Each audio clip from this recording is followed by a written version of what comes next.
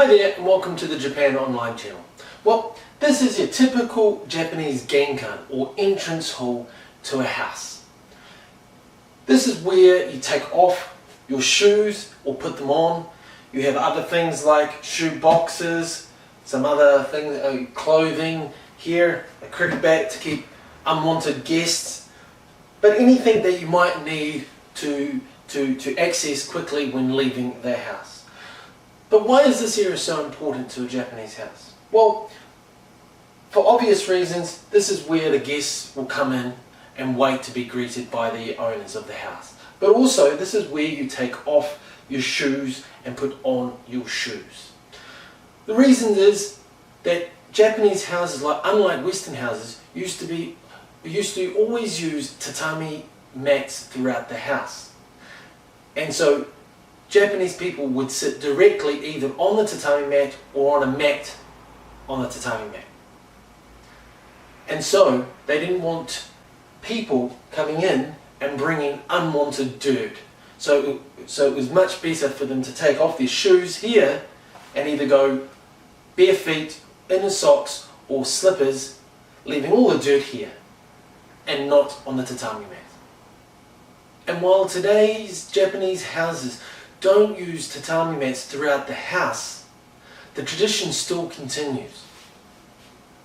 So let's have a look at some of the do's and don'ts you'll need to know before visiting a Japanese house.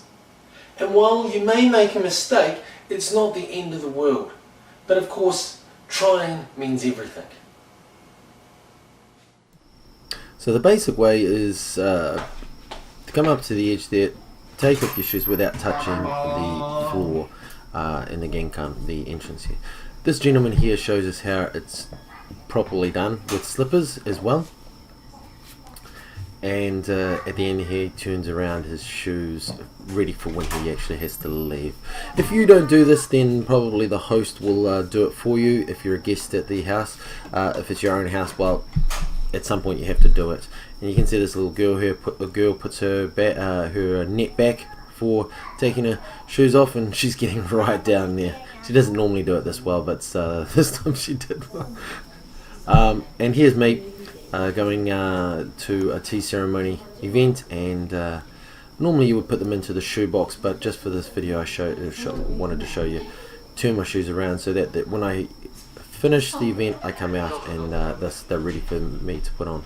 Here a guest comes to our apartment, our house, and there's some slippers there, and really it's up to the customer to decide whether or not to use the slippers or not. And this guy here is actually he's a real estate owner, so he knows what he's doing, so he turns his shoes around and knows we're going to the tatami room, so he doesn't bother with the slippers.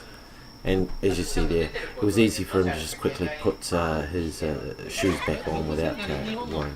There's some kids at school just tossing their shoes down. Well, it's a bit messy. They are doing it the proper way. They're putting their shoes down without their feet touching the outside world, you could say. A bit noisy as well, but hey, but still it's the proper way. So what are some of the ways don't do it? Well, don't walk into the house with your shoes like that. Take them off.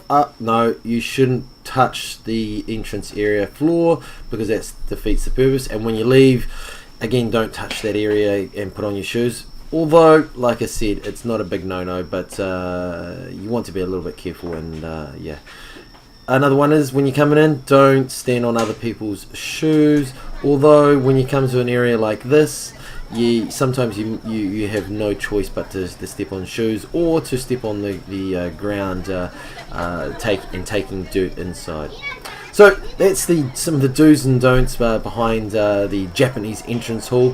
When you have lots of shoes like this, there's not much you can really do about sort of obeying the custom, but try your best. Thanks for watching. Leave a comment, like, and please subscribe for more videos. Thanks. Later.